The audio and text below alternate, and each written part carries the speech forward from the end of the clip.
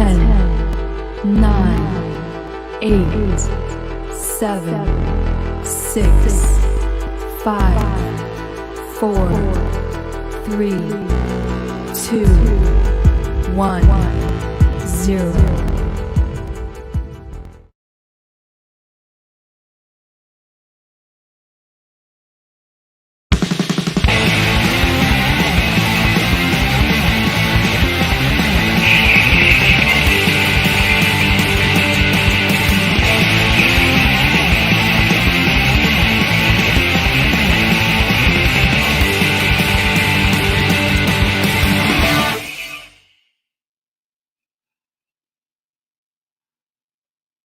Hi everyone, welcome to the Freaky Friday Digital Show. The intro was very relaxing mood, you know, it was like a very metal sound, which is very Simone style.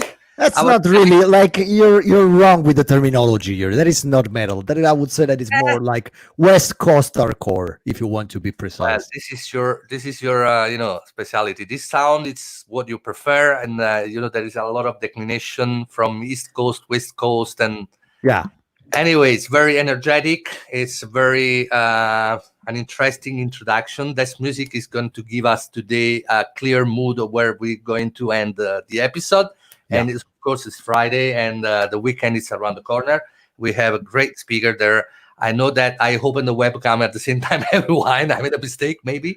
No problem. But it's fine. How are you, Paulo? How are you, Juanco, Mark? And welcome on board, guys.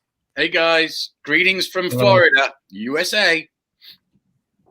Paulo in Paris, right? Greeting from Paris. Hi guys.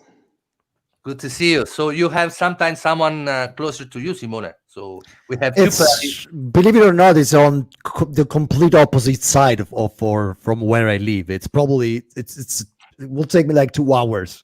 It's but yeah, it's closer than you are. Sure. Yeah. We can meet via bicycle, so it's far. We use a bicycle. Yeah, that should work. Why not?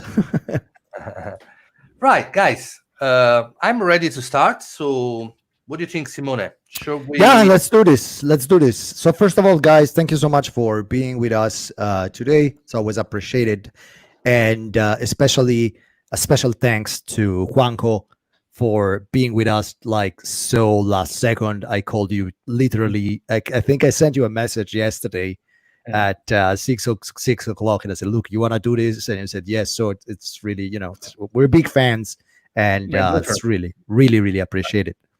So I will start with you. You know, it's because the first news. Can you share my screen for a second, Enzo, please? And the first news we have is very good news for you guys. So can you tell us a little more about that? You raised 10 million in a Series B round led by 3 or 4 players here. And on top of that, if this was not enough news, for 1 week, you even partnered with our friends at Sojourn to do some things together and create new synergies. So just tell me a little about the founding and how it happened, and what can we expect from Hotels Network in the next months. Yeah, so we raised 10 million euros that we just announced this week. This has been something that has been for a while, obviously, because you don't do that from one day to another. So this is conversations we had with multiple potential investors in the last few months, and eventually we decided that it was the right moment. Obviously, if you had asked me 6 months ago, the plans would have been a bit different because we didn't have the COVID situation and the pandemic, and therefore the priorities have changed a lot for the industry. The industry, as we all know, has been going, and it is still in probably the deepest set of problems, not just one, but a whole set of them ever.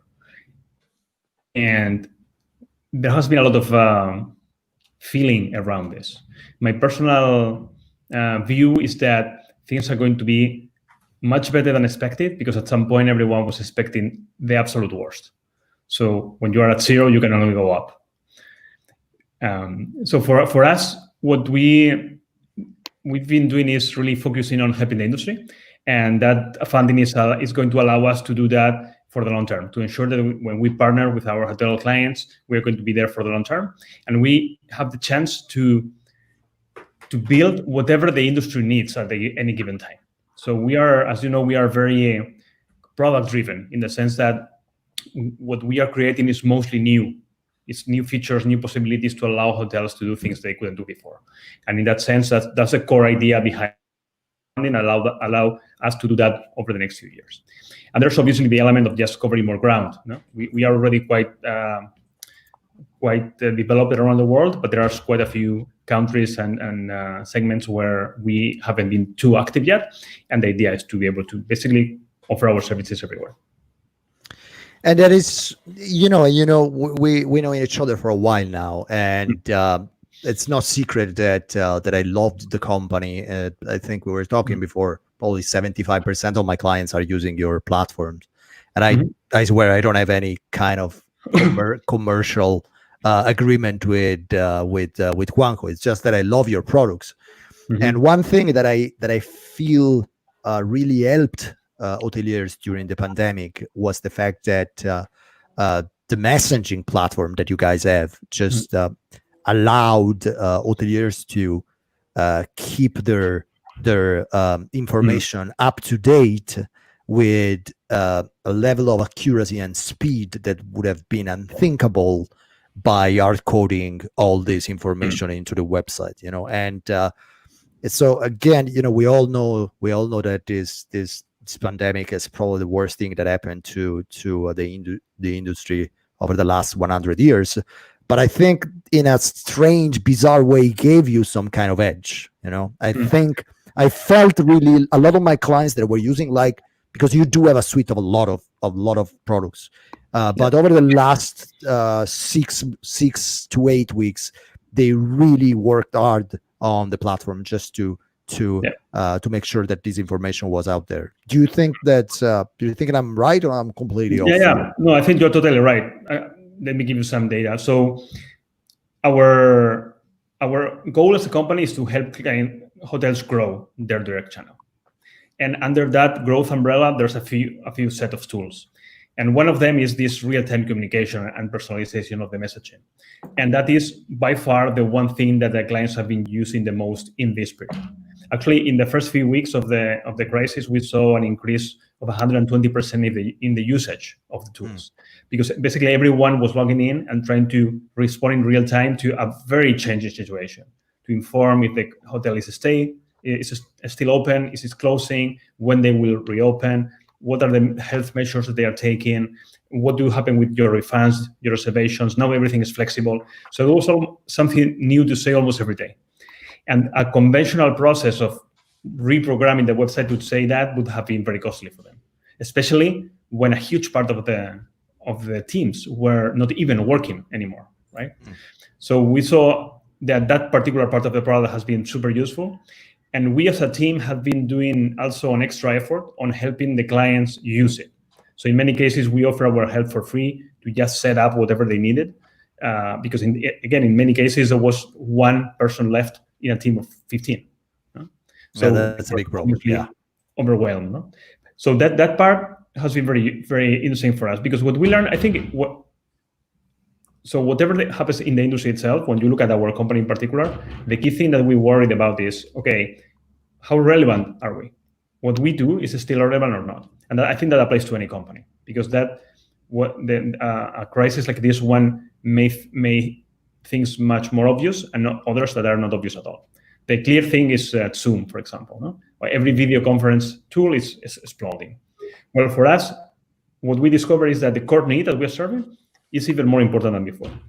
And that is very good for us as a team, because it means that what we have been doing makes sense, and what we are going to be doing over the next few years has to make sense too.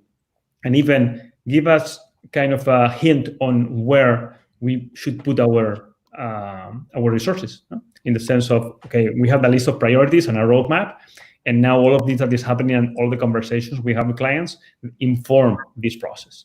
We are very iterative, if you want, in the sense that we listen to customers a lot, and then everything we do internally is informed by those conversations we have very, very frequently with the customers. Yeah, I totally agree, and I think this is probably I always say that a lot of what is going on with the virus is just making some processes that already started years ago just quicker. This change we will see this change as quicker than we expected. And I always had this feeling that the problem, especially when we talk, we had this discussion 1 billion times about personalization, hyper personalization, and I think we reached a moment in time when where for us is really impossible to keep any kind of level of personalization with websites that are so static. And that is why I think I don't know if this is the case, but I think the messaging personalization platform is really what can make the difference, and especially now where things change like overnight. Exactly. And we, like Italy, I have several clients using your products in Italy. These guys are going crazy because the rules change pretty much every 6 hours. And imagine back and forth with your dev to update this information. It will be crazy. Yeah, it's totally the case. And actually, since we can track how guests respond to the current situation, and we can see when people are booking more or less, it's amazing how people are reacting to news. So now everybody's planning, depending on what they hear in the news, about what will be possible. So every time that some government anywhere in the world is saying, okay, now this opens, then a bunch of people start doing something. And you can see that in Europe. In Europe, all of the countries that were in the deepest lockdown possible, whenever in the last few weeks they started to announce back to normal, in the sense that you can travel at this date, there will be no quarantine after this date, then the spike in bookings in those countries is huge. It's literally twice as much as the day before. That's a great news. I mean, yeah. It is in a sense. I mean, it is a great news in the sense that, of course, these countries are getting more news. On the other end, it does cast a shadow in the industry, because this is completely out of hotels' control. It's really like UK, for example. UK, they took this controversial decision to keep the 2 weeks quarantine, right? And I don't know for how long. But sure, if I have to travel for leisure, probably I will not choose London, and not just because it's unsafe, because if I go to London, I have to lock down for a couple of weeks.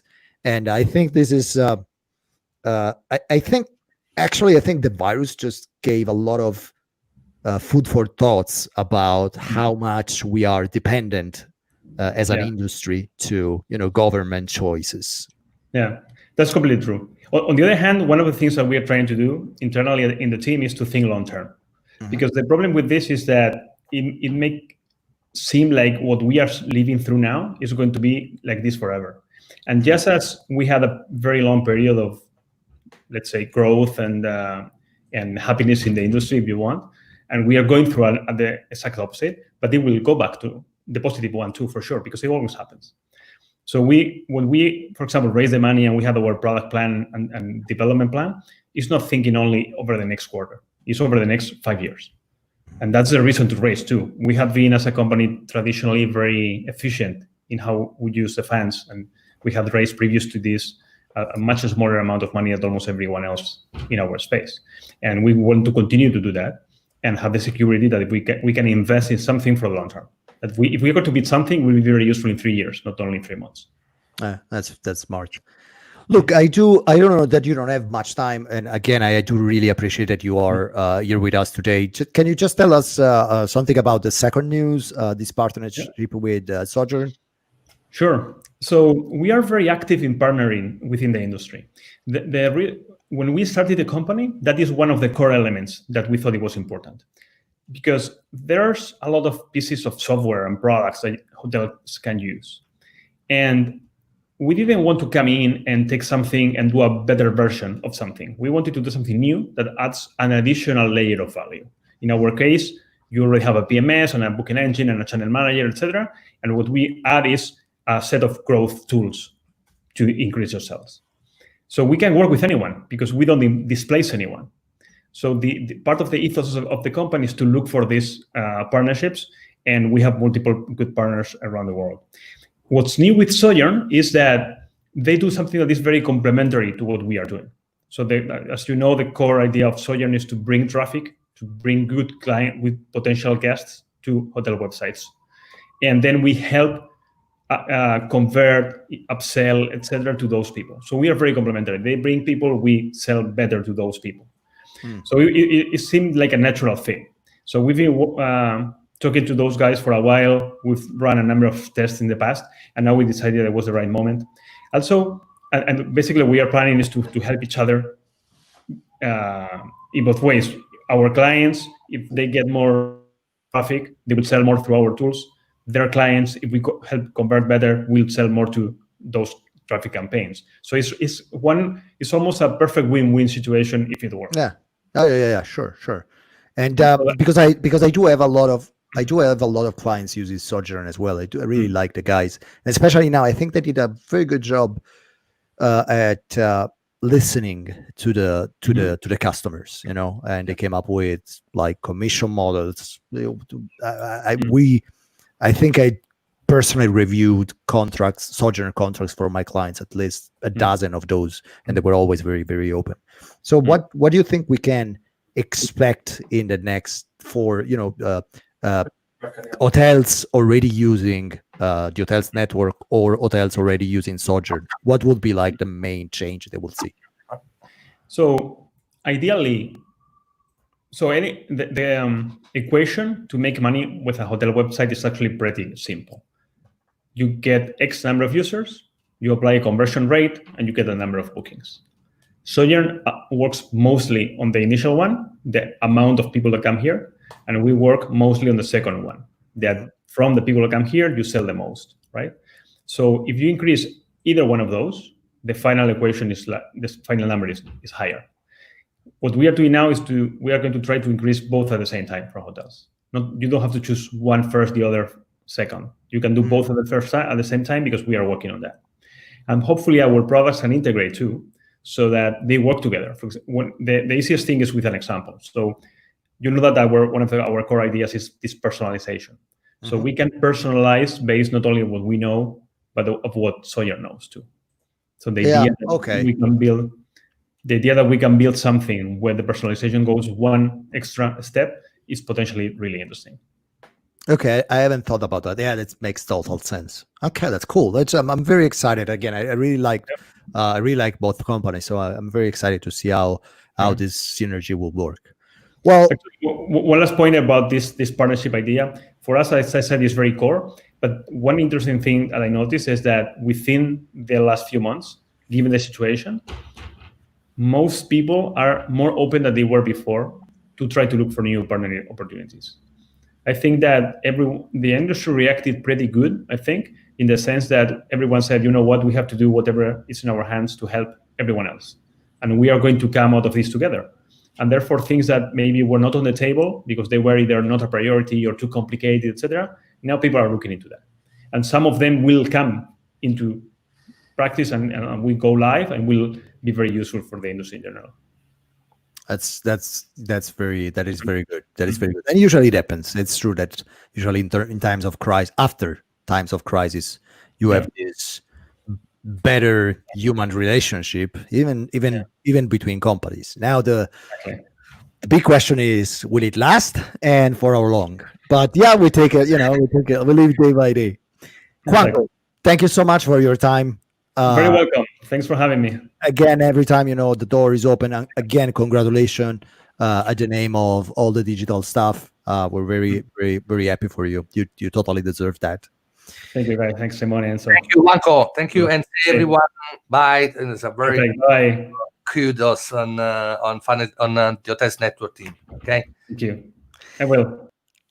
Okay, cool. So now that we got a little more time, I know. Sorry, guys, but I knew that Juanjo had a very limited amount of time, so I just wanted to make sure that he could get in and out as soon as possible. Should we have a quick break and then we start with the next news and with Paulo? Yeah, why not? Yeah, let's do this. You know, yeah. Yeah. My name is Erin, and she talks. $10 was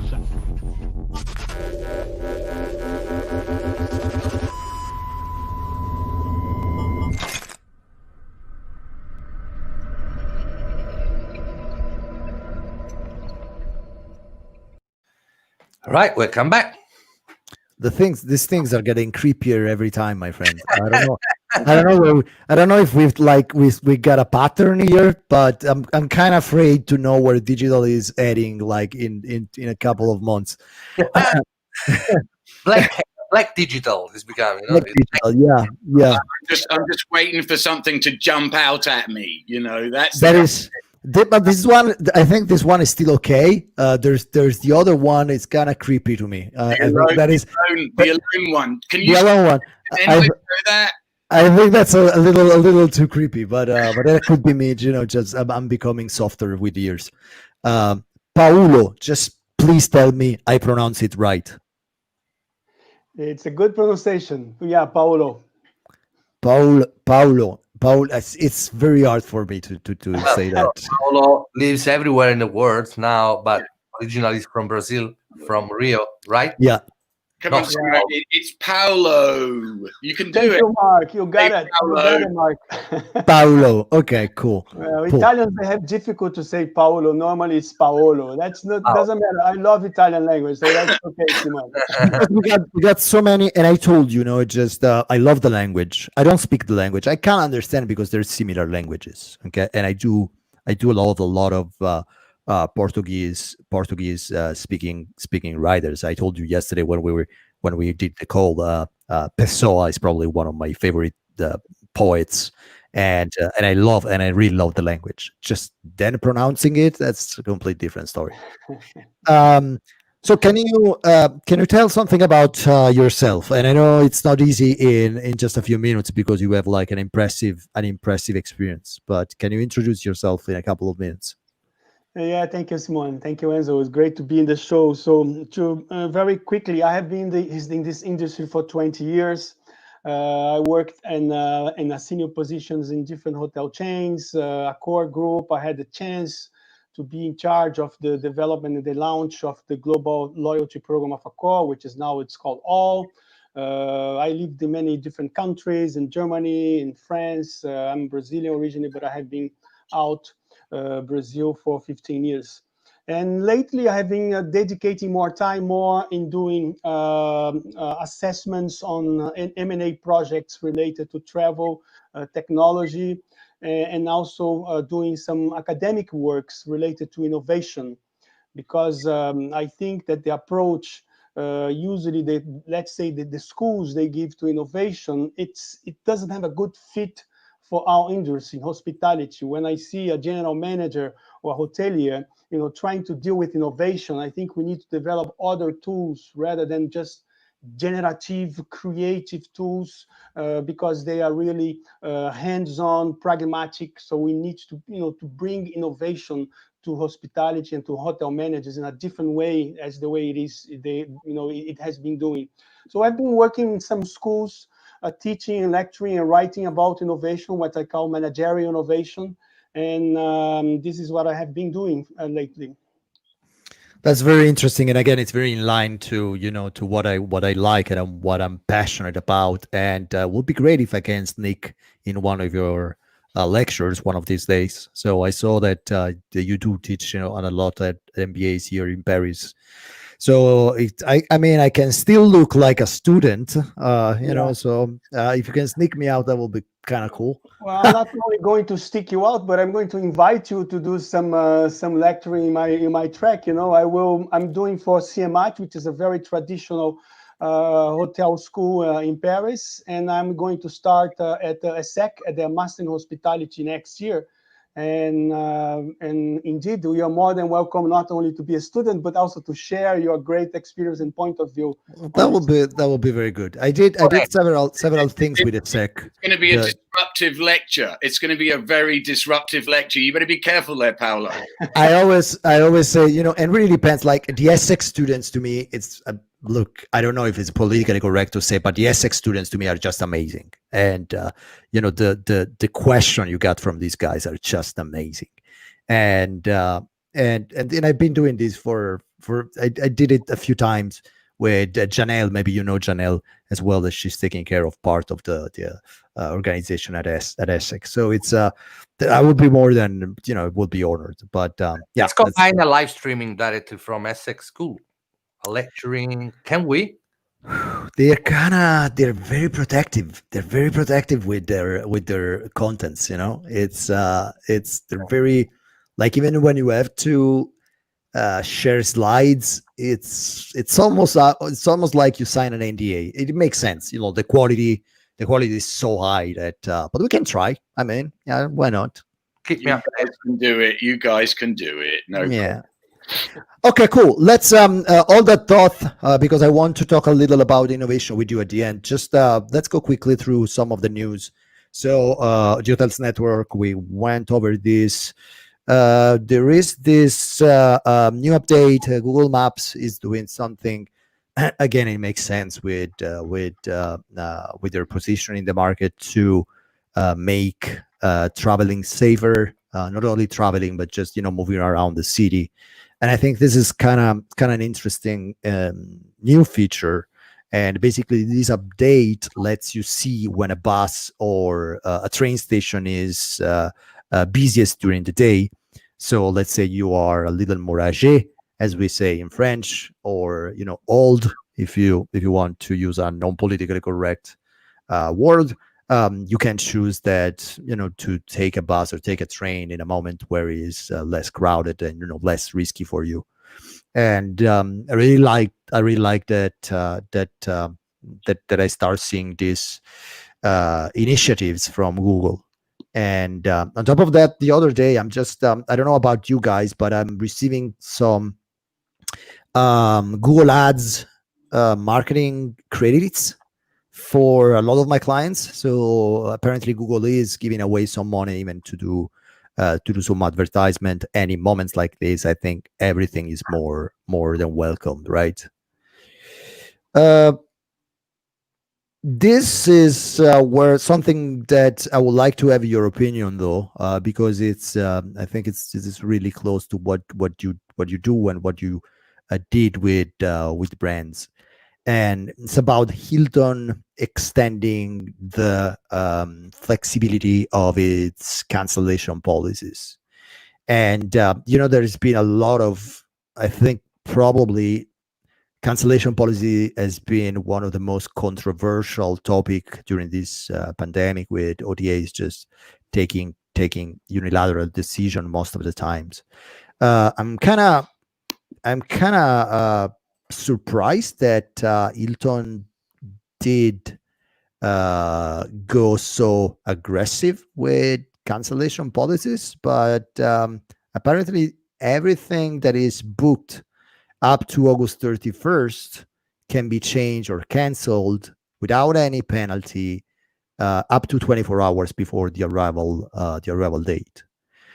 What do you think about that, Paulo? You think this is because I've been a little critical. I think some hotels were a little too strict in their cancellation policies after the coronavirus. I'm thinking if this is maybe a little too much. Yeah, I think it's. I have been also saying that the restricted rate is going to be the next new normal, because, you know, until we have the vaccine, there will be, you know, lots of risks of new lockdowns, etc. So to bring back the confidence to the traveler, everyone needs to flexibilize the rates. And I always have this question, which is quite a polemical question. Say, okay, if Booking.com has been, since their existence, you know, using this full canceled rate for any client who books at them, why not it becomes a industry standard from now on, you know? So I think it's absolutely well done from Hilton, and I think that's going to be more and more this kind of the trend that will be sort of the part of the new normal. I've been talking to Expedia and Booking a lot over the last few months, like I think pretty much every consultant out there, just to try to get some real-time data, and I think it was quite predictable. But what I'm experiencing is the fact that not refundable rates pretty much vanished. Nobody, no matter the discount you do, people want to book something that is flexible and they can cancel easily. I think, and again, I think it's a controversial topic as well, but I would like to hear your angle on that, because I think that a lot of people, especially not people like us, we travel so often during the year that from now and then you will have a problem with a cancellation that with a booking that you have to cancel and you will not be refunded. It's not a big deal. Statistically can happen. But for a lot of people that maybe just travel a couple of times a year, this was the first time that they had to deal with refunding, so maybe these were the kind of leisure travelers that always booked not refundable rates because they knew that no matter what, they could go to the hotel. And now for the first time, they had to deal with that. Do you think that not refundable rate could vanish completely from the weaponry of revenue managers in the rest of 2020 and 2021? I think yes. If you are talking about the rest of 20 and then 21, until we have the vaccine that will bring confidence for the travelers, I think I agree with you. It's going to be vanished. That's my feeling. Data suggests that, and the only problem I have with that is I'm thinking about okay, Hilton. Let's face it, Hilton does have the volume to take a decision like that, right? And you work for big brands, you know that okay, when you're a core, you can do this. When you're a small independent properties, maybe 40 rooms, and that is the reality of a lot of hotels in Europe. That could be a little more complicated. And for a lot of hotels, not refundable rates were like the first bricks from which they started building the revenue management strategy, right? So my feeling is that there will be a huge shift in the way revenue managers work because of that, Yeah. and they will have to adapt faster to changes. Yeah. What do you think? Do you think that's a fair statement? Well, again, Simone, it's back to my point. I mean, even a small hotel, they have on average let's say 15% of their business coming from booking.com, let's say, in general. And they have already these no refundable rates in their price, in their rate strategy. So by all that means that they are already familiar with working with this kind of policy. So it's not going to be something new. Maybe that will be something that will cause impact, like you say, because we are talking about the whole range of inventory. But again, it's not something that is new. So I believe that, yes, there is indeed some sort of concern when you have 40 rooms inventory. But again, they are already familiar working with booking.com, which is, Booking, I always say that this is the main value proposition that, justify the clients to booking at booking.com, because they have the freedom to cancel anytime without any penalty. And I think this, honestly, will get even more the case with this pandemic. Because I don't know if you remember, but especially in Italy and Spain, countries that have been severely hit by the virus, Expedia and Booking tended to be more flexible with cancellation than official websites. Okay. And I can even talk for myself. I was in this horrible situation that I had my flights and my hotel booked for ITB. And whenever I can, I try to book directly, just because I know that you get some commission out of of the hoteliers, you know, and they didn't refund me €1. And the interesting thing is that if I would have booked through Expedia, I would have got my money back 100%. And so I'm thinking, do you think that this virus will give guests the impression that it is safer to book on a third party rather than to book directly?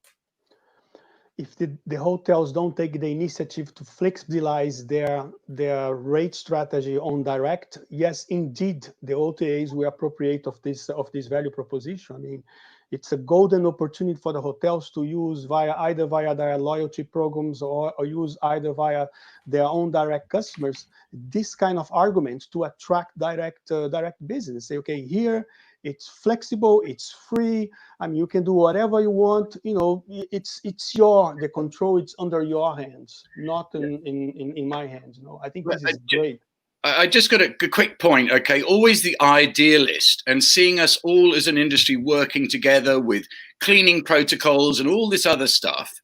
Can't we set an industry parameter so that the guests know what they're going to go into when they go to a hotel? It's standard across the whole lot. I mean, you know, we can compete on every other aspect, but there's certain things that we need to do to reassure guests that they're going to be taken care of.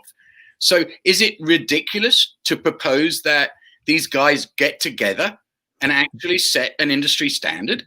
You think industry standard when it comes to flexibility or cancellation, or just like cleaning processes? Well, I'm thinking more in this particular case it's about the cancellation and so that the consumer knows when they're looking at something, they know they're going to get their money back if they book, say, you know, outside of 10 days or something. I mean, you know, we're supposed to know this stuff. What do the consumers want? How can we help them? You know, instead of everyone competing for that part of the business, we want to compete for guests in a different way. You know, certain things could be standardized so the consumer knows what they're going to get into. I mean, you know, maybe it's too idealistic. I'm sorry. I don't think the problem is that it's too idealistic. I think the problem is that the reality of each property is so different that this will be very hard. Like, look, in Paris, you can have like free cancellation up until 24 hours before. You know that if you have a hotel, I don't know, at Boutique Hotel at Le Marais, and you got a cancellation at 7 a.m. in the morning, at 8 o'clock, you will have that room sold anyway. You know, so it's really a no problem, you know.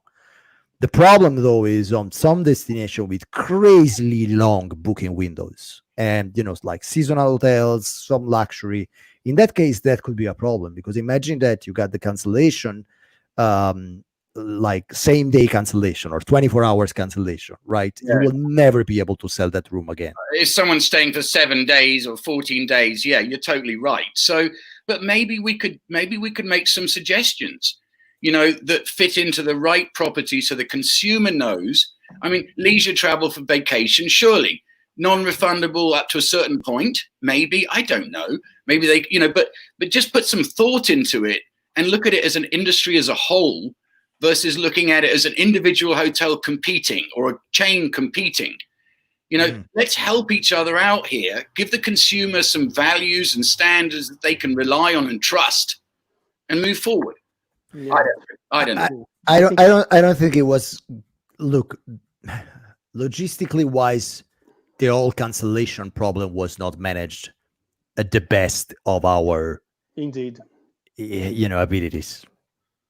Do you agree, Paulo? I think that's completely. We didn't do a good job here. No, we didn't do a good job, and I think that reinforced the fact that the client will more and more wanted to be in control, because he has, you know, the hurdle that he had to go through to get his money back, or even his credit.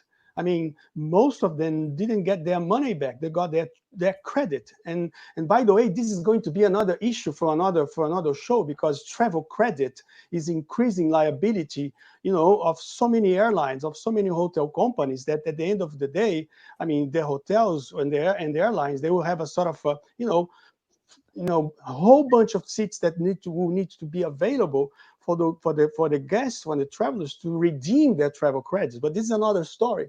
But again, back to your point, I think you need to give back the control to the traveler, to the guests, and I think the direct relationship and direct booking, loyalty program is going to play a huge value proposition in this environment. I totally agree.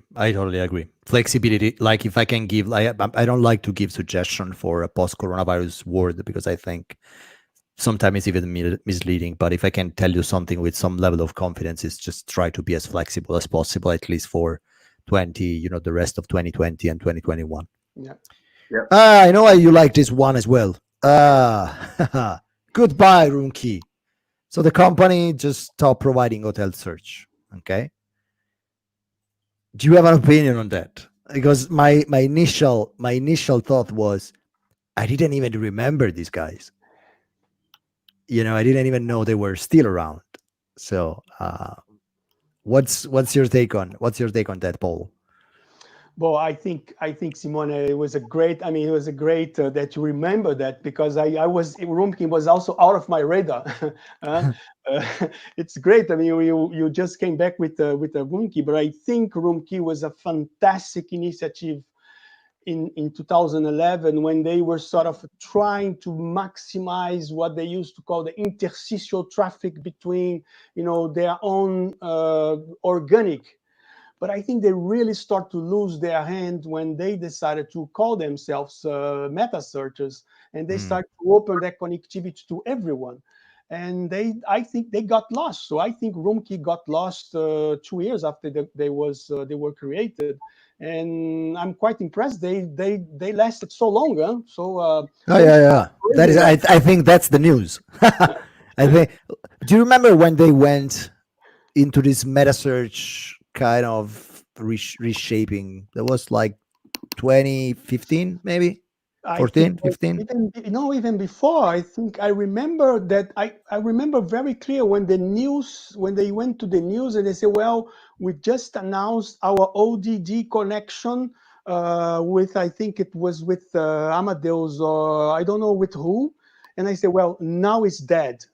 Because how they can bring more hotels to that marketplace, if the idea of the basic idea was to take the best from organic from their own owners. So I think it was 2013, 2000, even before 2015. I think you're right. Yeah, that could be. I'm just trying to Google it, but but it should be like somewhere around that time, Yeah. and that was like, you're right, it's 212. Okay. There it is, 212. So it's but it's when the meta search hype started to grow. So yeah, doesn't surprise me. Okay, so this is interesting for hotels. We talked about it last time, so I'm not going to spend much time on that. Expedia did launch this Revive and Relief program. If you don't know what it is, it's basically marketing credit and some more reduced commission for a certain period of time. They even came up with a pretty smart way of doing travel ads and paying in different stages. It's pretty cool, actually. I had 2 calls with Expedia. I checked what they're doing. I really like what they're doing, and now there is a website that will explain everything. So last time we spoke last week, it was only an email. Now there's actually a website that you can go and get all the information. So I'm going to Mark, I'm going to share the link with you. If you can just put it on LinkedIn, that will be great. And Paulo, what do you think about these OTAs just trying to help? Well, wait, all that thought before you even answer. Let's go to number 6, because Booking Holdings, on the other end, is not doing anything of the case. It just said that it's not giving any kind of financial relief. They're just working on some recovery toolkits. So let me expand my question. It's, what do you think about OTAs helping hotels? What do you think about OTAs not helping hotels? I think they are using two different strategies, Simon, from the hotelier point of view. I think Expedia, I think what the Expedia is doing is great, despite of all the problems they faced in the beginning of the year. I think they're doing great because it's, I mean, in an extension of the brand, Expedia, you should not be just a brand. You should act like a brand. What I mean is that, I mean, when you say that I'm going to, to create a $25 million fund to promote destinations, I was with Expedia, the new CEO of Expedia in Brazil last week, and he announced that they were raising $25 million to promote destinations under recuperation. This fund that you mentioned in your article, it represents about $275 million via credit marketing and reductions. So in fact, what they're doing is that they are really playing their role, acting like a brand in order to help tourism to recover, to help to promote destination and to support hoteliers. What Booking is doing, I think, again, it's something that is also should be taken into consideration, because they are doing a very one-to-one discussions with hotels, providing all kinds of data in terms of booking windows that support hoteliers to forecast their decisions. But I think the market should expect more from Booking, especially the destinations, whenever it's about promoting the destinations and try to encourage tourists to travel again. I think I'm a little bit disappointed the way the Booking.com brand is acting compared to Expedia. That's my point. Yeah, it's in point with what I thought. I think, especially because these two news just came out very shortly, one after the other. So it's very striking, the difference between what Expedia is doing and what Booking is doing. Interesting thought here. Is this American versus European? Expedia versus Booking? Is there some kind of cultural thing going on here, or is it just? I don't think so. I mean, historically, Expedia has always been more like an American OTA, while Booking has been more like a European OTA. But I don't know. I don't think it has to do with like different culture.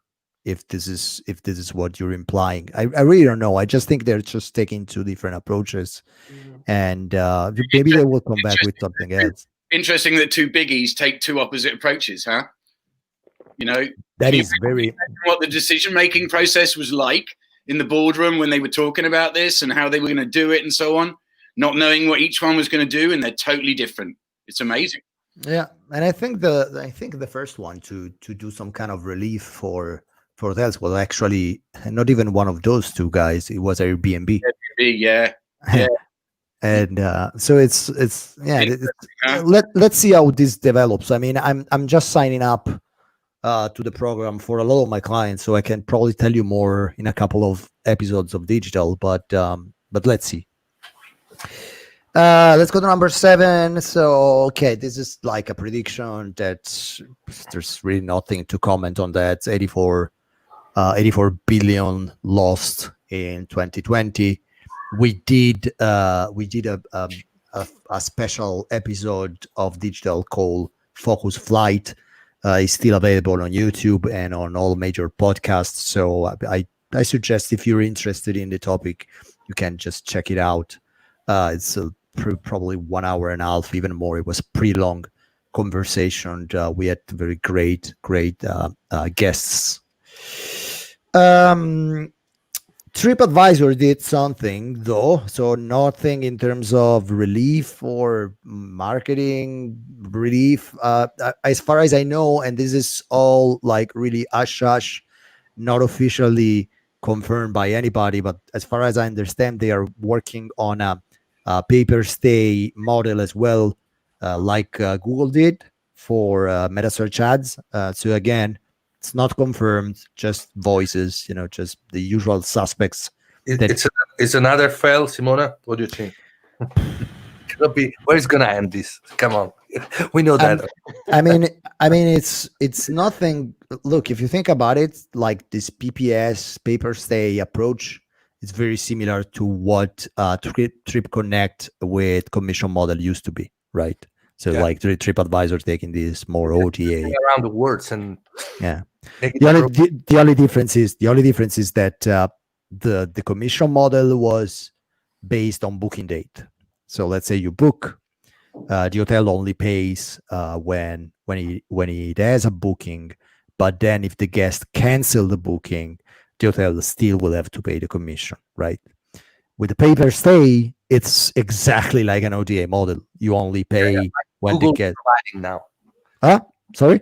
Like Google is providing, so you just Yeah, pay. yeah. There's basically there. But look, you know I don't want to smash TripAdvisor every time. I did.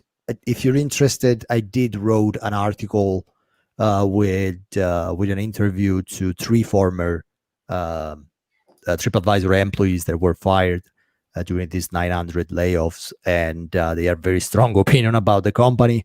I can find it for you and I can share it. I think look, my feeling with TripAdvisor is always the same. They used to mimic and follow Trivago. So at some point, whatever Trivago was doing, TripAdvisor was trying to do the same thing. And now they're doing exactly the same thing with Google. Whatever Google is doing, they're trying to pretty much use the same approach. So, but I'm biased. Look, I'm really biased. I haven't seen any real innovation in TripAdvisor for many years now. So I don't know, Paulo, if you want to add something, but I don't really have anything good to say about the company. Yeah, Simone, I think I have been following and reading all your analysis regarding TripAdvisor, and I totally agree. I mean, the only thing that the only phase in their history that they were really the drivers was when they became TripAdvisor. After they became TripAdvisor, they didn't know what to do with all these assets, and they have been so driven by the wave that I don't think it's in the it doesn't correspond to the way they revolutionized the industry when they became TripAdvisor. So I think they have never found this real model that can generate value for stakeholders and for shareholders. So I agree. And they did try, huh? They did try like billion of things. Yeah. I mean, we know what TripAdvisor remind me. I was the story of Yahoo. Yahoo became Yahoo, and Yahoo didn't know what to do with that. There's an amazing look. We cannot show it because it's copyright. It will be copyright infringement. But there is Come on, Simone. No, I cannot do it. It will just go offline. The moment we do it, the episode will be put offline from YouTube. So that is why I cannot do it. But I can tell you where to find it. There is an interesting. I'm a big fan of Family Guy. You know the show, and there is this episode, and it's inside a board meeting at Yahoo, and they're asking, so should we change like our business model? No. Should we like innovate? No. But who we are today, and they said we are still the provider for the secondary emails everybody use to sign up to porn websites. It was just freaking hilarious. Yeah, you're right. My secondary mail. My father-in-law still uses Yahoo. I think he's the only one that does in the world. But yeah, 84 years old, Yahoo. Yeah. I mean, we had so many in the past, but TripAdvisor is a big name. It's to me, it's sad to see like a company that in some way reshaped the way we think travel in this situation. I agree with you, Usman. I hope that in 5 years we won't be telling the same story. The second address email, the second guest comments after looking at Google or whatever. So I hope not. Look, in the meantime, again, we cannot just show it online, but it's so hilarious. So, Mark, I'm just sharing with you the link. Just please share it on the LinkedIn feed. This is like 20 seconds of Family Guy and the board. I won't tell anyone. I won't tell anyone. Shh. Yeah, the board meeting it's pretty cool. But just regarding the study that you came out with your article, Simone, I really thought was very interesting the way New Zealand is recovering. It's amazing when you see the curves in terms of restaurant confidence, traveling, and so on and so on. I mean, it's New Zealand that where the curves raises more consistently, and I cannot avoid to mention the Prime Minister Jacinda Ardern. The fantastic work she did in terms of handling this crisis. Yeah. Yeah. I got to tell you a story. So I worked at worldres.com when it started, first ever OTA. And there was a girl I worked with there, Tracy Moss. And she basically, I contacted her after 20 years. And she's in New Zealand now, where she's from. And she was just telling me how they handled the whole process. And I'm sitting in Florida, where we still haven't got our unemployment checks, where we've got the largest increase in COVID-19 cases in the second wave. And I'm listening to her and I'm going, oh man, I just wish they could have gotten it together here. It's so disappointing. But yeah, kudos to New Zealand. Other countries have done well too, But you see, you're back to our point. That is what we were saying with Juanco at the very beginning. The problem is that a lot of what is going to happen is completely out of our control. Is in the hands of how good politicians are managing this, and so it's great news for New Zealand, but it does show that that it's a very hard thing. We don't really have much control out of that. Yeah, and I loved when she said that when she announced that New Zealand was completely eradicated, she said, "Well, I even did a little dance to my daughter when I knew that." I mean, she's so humble, she's so charismatic. I mean, kudos to her. Better leadership with humility. Good stuff. Good stuff. That is true. Hope Trump is watching. Okay, we're not playing that game, Mark. Sorry. We're not playing the Trump game. Yeah, tell me, Enzo. No, just want to ask you if you feel like 15-second break or. Well, let's finish the news, and then we did the break, so then I can focus 100% on Paulo. Right. Okay. It's kind of interesting to me. Mandarin Oriental just launched this new global WeChat strategy, and it makes sense. I'm a big advocate for WeChat. I'm trying to implement it for all my clients, and especially now that Chinese travelers can become even more key to European properties, and I think that is the right moment to do it. There are several companies doing great things with WeChat. So if you don't know how it works, that this will take a little more time. So I'm not going to explain in details, but it's like an ecosystem within, like it's a super app, right? And in this app, you have like mini websites, you got payment apps, and it's very, very interesting. So if I can give a suggestion to all the hotels struggling to get new streams of revenue, I think you probably want to have a call with a WeChat provider. So again, kudos to Mandarin Oriental as well. I think they just did a very good thing here. I saw briefly a comment online. I lost it though. Here we are. Hi, Joan. How are you? Don't forget that New Zealand and Australia are between the top 5 countries in the world with the most important border control. Okay. That is true as well. Do you remember when Angelina Jolie and Brad Pitt, they just sneaked a dog or something? Yes. Yeah. Do I remember it correctly? Didn't have to go to jail or something, or they had big fines? I think they simply had to apologize. Yeah. But it was super awkward because they had to apologize. Was it a dog? I think it was a dog, no? I think you're right. Yeah. I'll have a look.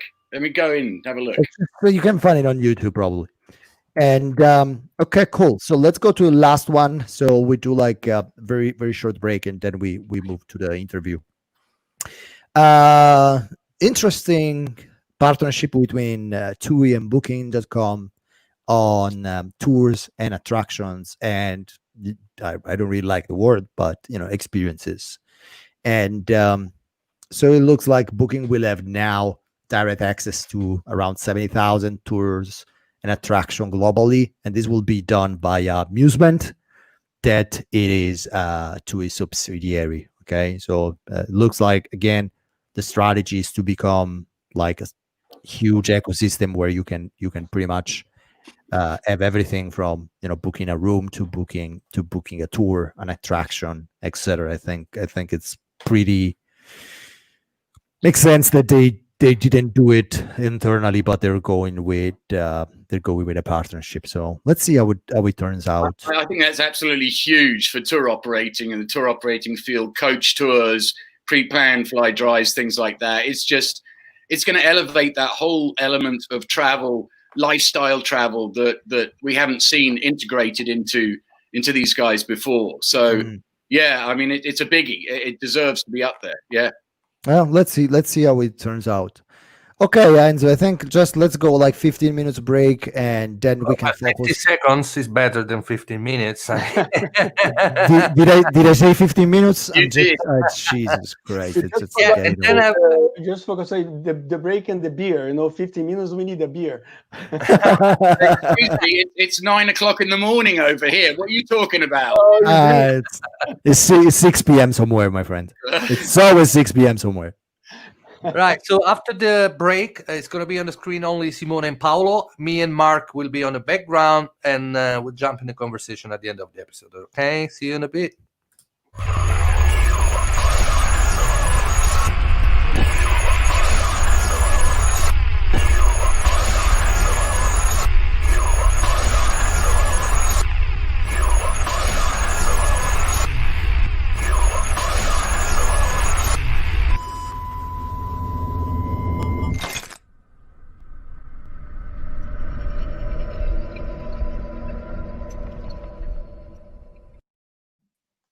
Yeah, so that's the scary one. So I know that you're running late, and this is totally my fault. I totally forgot, Paulo. But I want, if you can stay with me for like extra 5 minutes, I would like to talk to you about a few things. So innovation, a big fan, and I told you several times, to my thoughts on singularity. So just drive me through what you think innovation means today in the industry, and what innovation should mean today in the industry, because I understand these are two very different things, right? Yeah, indeed. I think innovation, why I was so curious about going more deeper into understanding innovation in our industry, is that if you see, the whole amount of money that was invested in our industry in the past 10 years, billions and billions of dollars coming from outside, and mainly coming from people that had a different perspective of our industry, that came and took the best of our weakness, which is the fragmentation, which is the lack of standardization, which is lots of elements that makes our industry so complex. So with bearing that in mind, I say, well, I need to understand, why we cannot create our own innovation process in our industry among our professionals, especially hoteliers. And my conclusion is that we work in a very traditional industry. I was the other day teaching and doing research saying that we have 1,000 years industry. The oldest hotel that exists in the world is Nishiwawa Onsen, that has 1,000 years, over 47 generations with the same ownership. Yeah, they never change it. They never change. They never change it. It's crazy, amazing. It's amazing. So let's consider that our industry is secular, and the way that we behave, it's not only in a secular mode, but we also in a very operational mode. Hoteliers, they are hands-on. They need to take care of the guests. It's right there doing check-in, check-out. They want real and now there are problems to be solved. So what I sort of tried to develop was to say, okay, let's consider innovation not only a generative model that will bring some kind of inspiration and creativity to the table in order to create some extra value in this process of solving problems. So that's what I'm, I have been doing in my lecturing, is to say, okay, indeed, let's respect that there is one process, which is the generative one, that can generate via creativity and different points of view together some good ideas. But also let's work on scenario planning, on action planning, on a step-by-step step to build and to execute an idea that will bring the transformation much closer to the world of the hoteliers, which they are familiar with. So that's pretty much what I want to say about innovation. That let's not only consider as something that is creative, made by design thinking or generative process with a bunch of youngs that see the industry from the outside. Let's also create methodology and systems that allow our own professionals to change their own process of doing things, managing teams, and managing their guests. That's pretty much what my statement stands. What do you think? Why do you think that we are not able to do that? Why we are so reliant on external sources when it comes to innovation? Because first of all, we have this secular mindset. Secondly, because as hotelier that you are, our priority is to fix, our OPEX, is to make sure that our hotels is working fine in order to receive the guests, is to change the carpets, is to make sure that the beds are working and all the plumps are working well, and so on and so on. So it doesn't give me too much margin to think or to invest in a long-term vision, despite my provisions. So it's the nature of the business, and we only change this nature of the business if we also change the way ourselves as hoteliers we can see things and allow and make it accessible, new things, new ways of thinking, in order to give them the space to make different kinds of provisions, to change their business and to change their day-to-day business little by little towards what the guest is pointing to change in the future, not what he's saying that he wants to do. He's changed now. Do you think? Well, I strongly believe that it is our responsibility, and I'm talking about our role as teachers, right? To educate a new mindset for the future generation. Because I don't know if you had this feeling, but when I lecture for hoteliers and when I lecture for students, it's like lecturing to two complete different audiences, and there's a lot of, I don't remember who said that it's not only important what you learn, but it is important what you unlearn. It's the ability to just get away some of your preconcepts about what you know. Do you think that we can play a role here in creating a new mindset that can bring innovation from the inside rather than from the outside? Yeah, I think yes, indeed, it is what you unlearn, which is pretty much to open your mind and to receive all kinds of airs that are provoking the change in our industry. But it's also to develop skills that can give to the hoteliers possibilities to act even in a very uncertain ways. Mhm. And either they can act in uncertainty, use the traditional method of looking at the mirror and say, okay, how I can forecast my act towards the uncertainty, because I'm going to do a sort of a copy and paste of what I used to do in the past, and I will continue to do it in the future to control the uncertainty. Or either we go to the next level, is to say, okay, let's give even more uncertainty to the process, which is exactly what we are living now, fully uncertainty. We cannot forecast what's going to happen in 6 months. Can you see in 2 years or 3 years? Huh? And how can we empower and give and allow our hoteliers and our professionals to take their steps, take their risks, even in a very uncertain scenario? And how they do that, and this is what I try to teach and to share with them from my own experience. Okay, on a step-by-step basis, take risks, analyze the risks, make 2 steps behind, in order to be able to move 3 steps ahead.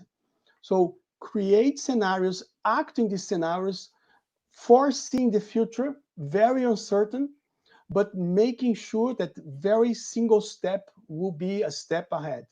So that's pretty much what I believe that can generate this kind of move from our professionals, from the hoteliers, because we are not talking here about the external world that has been putting so many money in our industry. I'm talking about the inside out from our own professionals, our own hoteliers, to the new uncertain, to the new future that nobody knows now.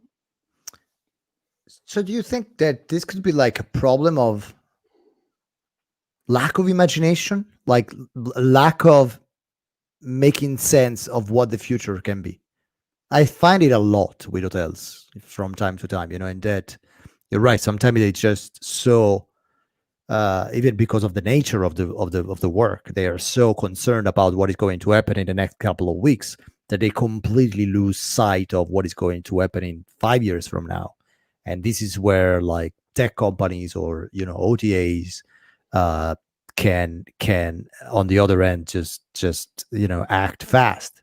Think about the fact, on booking.com, for example, engineers are given the freedom to A/B test without even asking permission to anybody, and this gives them this agility to fail fast. And if something is not working, just change the course of things. And do you think that in hospitality we're still burdened by this mania of micromanagement and hierarchy that is taking us down?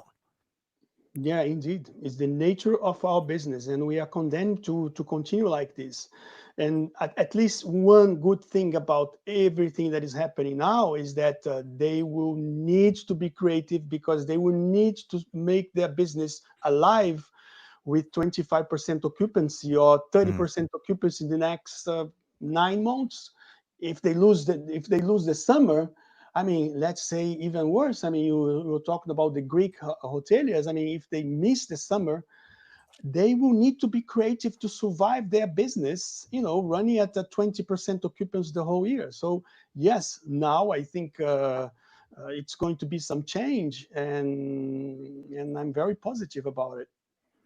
There's an amazing book, one of my favorite writer, Malcolm Gladwell, wrote this book that I tend to give it as a gift that pretty much whoever I meet that didn't read that is called Outliers. And he talks about the case of Korean Airlines.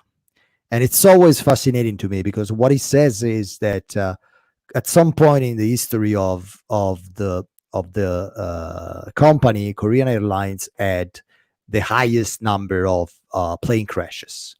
And so they started analyzing what was the problem, and they find out that the planes were great. Everything technology-wise was state-of-the-art.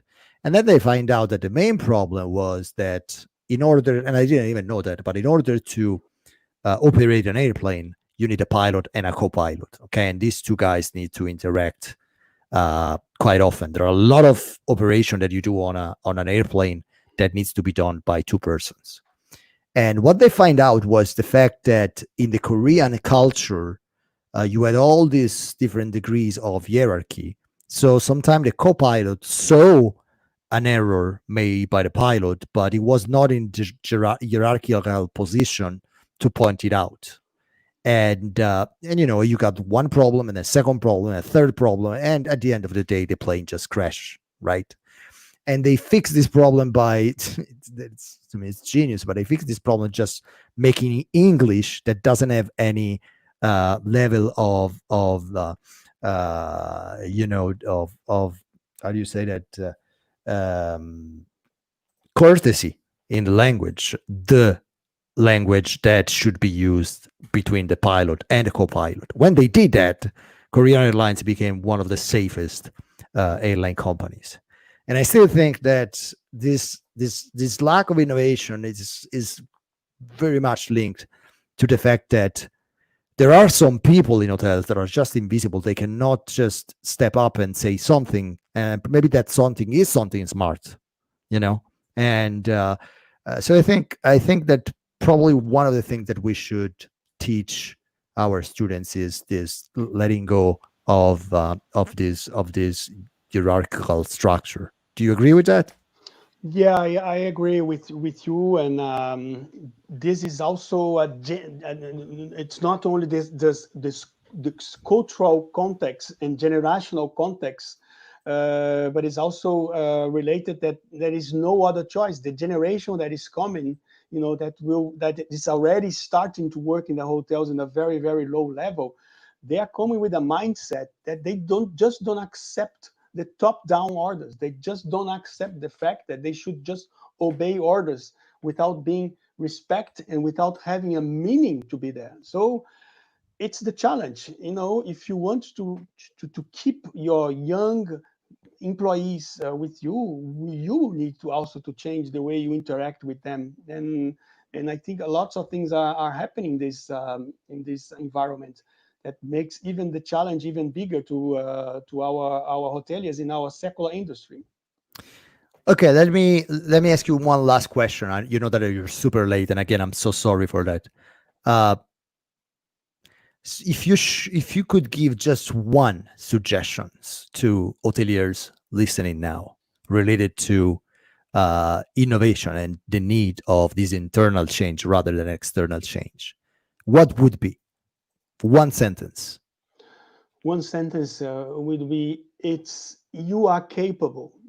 You are capable. You belong to a secular industry. It's the way you operate for 1,000 years, but you are capable to find alternative possibilities to change the value you provide to the guests via an innovation process. That's very good. That's very good. Well, Paul, thank you so much for that. Again, sorry if I kept you longer than expected, but this was very, very interesting.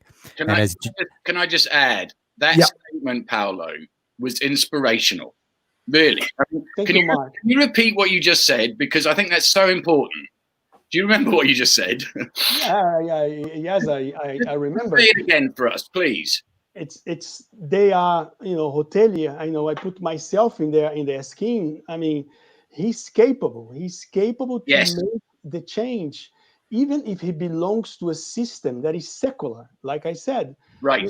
Our industry exists over 1,000 years, and maybe it's the oldest industry that still exists and it will still remain existing. So don't expect him to change the same rapidity that technology is asking us as a human race to change. Yeah, but he's capable. He's capable to do it. Totally. Thank you. Good statement. Paulo, thank you so much for your time. It was a pleasure. And again, digital doors are always open to you. So whenever you wanna jump in, and it could be interesting to organize like a focus episode where we can talk only about innovation. If you're open for that, I like the idea. We can discuss. I was actually going to ask you, Simone, why don't we plan? I think that could be very interesting. We can have you. Maybe we can have somebody from a tech company and somebody from a hotel. So we will have like 3 different point of views. I think that will be very interesting. Well, let's do it. Let us give us some time to organize that. But I will totally shoot you an email inviting you for that. I think that will be very good. Fantastic, Simone. Thank you very much. Thank you, Enzo, for inviting me to the show, and you can always count on me. Okay. Thank you, Paulo. It was a very great pleasure. Thank you, Mark. It was great to share with you also the space. Okay. Yeah, me too. Ciao, Paulo. Happy weekend. Get some downtime. Happy weekend. Thank you. Thank you so much. Ciao. Okay, guys. It's I don't know why, but I cannot make a 1-hour episode, for one reason or another. It just goes to 80 minutes. It was very good. I mean, Paulo is a very interesting person. He has a very great background, and I had the chance to have a conversation with Paulo last week, and that's why I wanted to have him on the show. No, really. I have to add something here, Enzo. You look so young today, clean-shaven, bald and bold. But you do look absolutely like a star. If we could get Simone to go bald as well, there'd be the 3 bald guys. Please don't. This is one of the last things that keep my confidence is the fact that I still have hair. and I would like to keep them as much as possible. So, Yeah. So what we say is we're bald and we're bold. yeah. Man, I've seen the picture when you were young and you used to live in Amalfi Coast. Come on, man. Yeah. I mean, That's amazing. and you know what? I went through pictures last night and I found a bunch more. So I got 4,850 views on that one posting. And if those people are interested, I've got some more stuff. I'm going to share something this weekend and just see what happens. I mean, it's just so good to see positive shit going on. Excuse me. Yeah, sure. You know, we're good guys. We just want to do good things, you know, and just let us get on and do it. So yeah, watch for the next posting. It's a funny one. And then I've got a few more later on as well. I'll tell the story and hopefully I'll start a hashtag called Hospitality Career Stories. And let's get some people to talk about their experience and how they changed, how they, you know, you asked me about, you know, how many crises have I been through? Geez, I don't know. How many times have I been laid off? I've been laid off 5 or 6 times. This shit is not about us. You know, we just got to knuckle down and do good things and make it work. And we can only do it together as an industry. And what I hate to see is, you know, all this competitive stuff when all we want to do is keep people happy and make money off them. And make money off them if we keep them happy. So let's just reach out a little bit more and be a little bit more real. Stop the corporate crap and just get on with it, you know? Anyway. I remember 2 weeks ago when I said to Mark, would you like to join us live? Well, I'm not sure, you know, this is... And now he's the star. Now he's the star. I'm sharing my garden with everyone here. Look. I mean, you know, this is where I am in Florida. I'm in isolation still. I've always been in isolation because I'm just me. But look out there. I mean, it's so beautiful. It's so serene. That's all we got to worry about. Just get on with it. Have fun. Enjoy. And do good things. Stop the crap. Sorry. Done. That's a perfect ending to me. I will stop with this because I don't think you can top it. Hashtag stop the crap. Stop the crap. Okay, guys. Thank you so much for that. There's no digital next week, remember? So we come back live in 2 weeks. Yeah, definitely. Okay. So we have a little break. Simone is going to be in Italy for a week. He has a big project to carry on during the week. Shush. We cannot say anything about that. Stealth. I love it. Stealth. Yeah, cool. Right, cool guys. Have a great weekend. I hope next couple of weeks we'll see you again, and maybe we have some new friends here in the studio with me. Will be possible to share his face. And good luck. Have a great weekend. Thanks, guys. Bye. Ciao. All the best, guys. Ciao. Ciao.